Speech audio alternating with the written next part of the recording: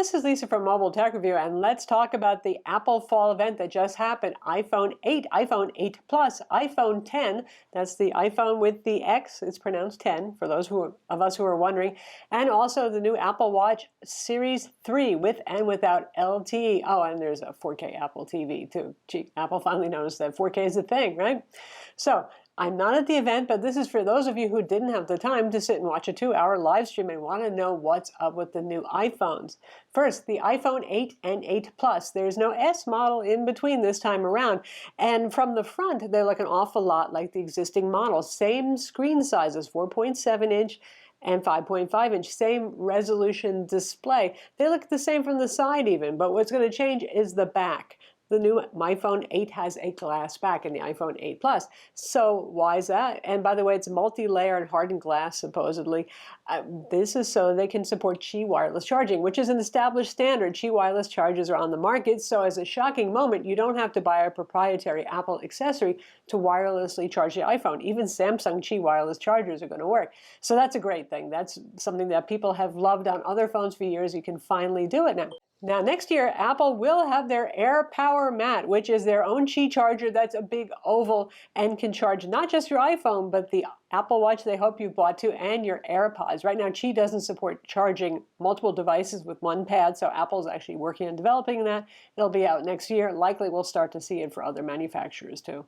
Though the display resolutions are the same on the iPhone 8 and 8 Plus, you now get the True Tone display with a wider color gamut. And if you've seen the iPad Pros, that is a nice thing. They are not OLED, folks. They're still not OLED, sorry. 625 nits of brightness, which used to sound impressive until Samsung started breaking the 1,000 nit barrier, but I think it's adequate for most people. Cameras updated too, still 12 megapixel, but you have OIS even on the smaller iPhone now, and Apple implied that dual OIS on the iPhone 8 Plus, I hope, so the telephoto lens will have stabilization. f1.8 lenses, except for that telephoto lens is f2.8. And they added a neat new studio lighting effect and improved portrait mode for the telephoto lens on the Plus model, which is nice. It needs something that certainly did need to evolve.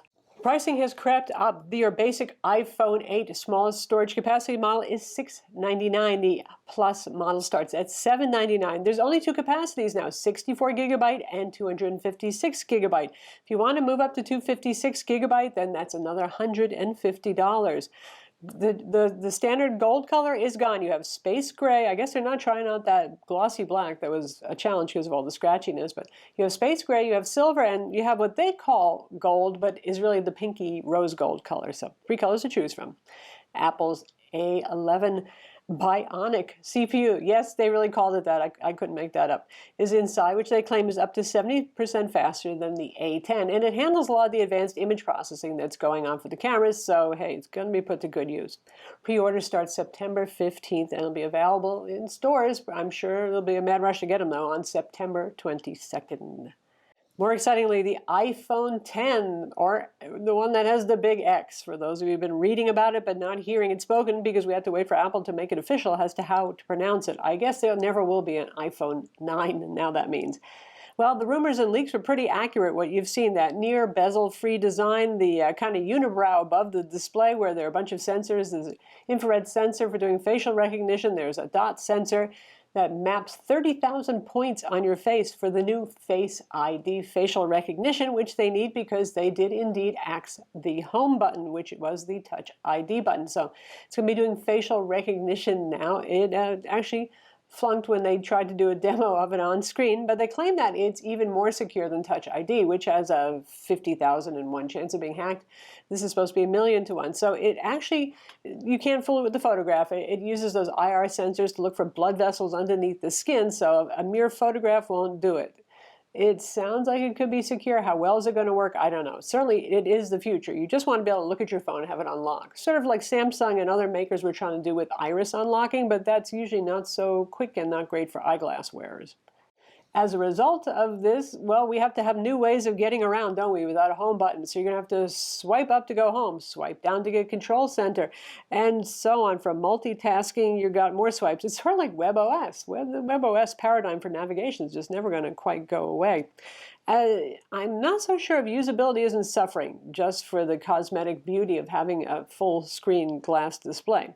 By the way, it's a 5.8-inch display and Apple's first AMOLED, also the first display to go beyond full HD resolution. Finally, it's 2436 by 1125 pixels. That's 458 ppi, approximately 19.5 to 9 aspect ratio, so not unlike the Galaxy S8 models. Tall, not so wide. It's also physically smaller than the iPhone 8 Plus and the iPhone 7 Plus too. So for those of you who found the old one too tall and too wide, this is narrower and not as tall also. So that's a good thing. The bad thing is, yes, indeed, it starts at $999 for the 64 gig model. It's $1,149 if you want the 256 gig model. Also, you're going to have to wait. Pre-orders start October 27th, and it will be available November 3rd of this year. Lastly, there's Apple Watch Series 3, and the big model there is the LTE model. There'll still be the usual Bluetooth plus Wi-Fi model for $329, but there's going to be an LTE model, $399. Also pre-orders September 15th, shipping on September 22nd, and available at your carrier stores too. Don't know what the LTE plan pricing is going to be like or anything like that.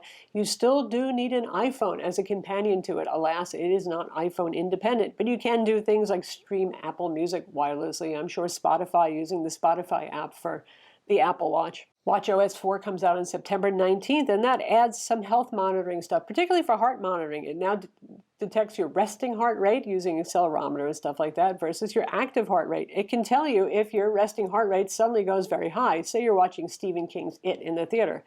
I'm not sure if you really wanted to be doing this, but that's an option. And they have an arrhythmia detector now. They've been working with Stanford University scientists to perfect that, and I guess they feel like it's good enough to go. So that could be a good one, since a lot of people don't know they have an arrhythmia.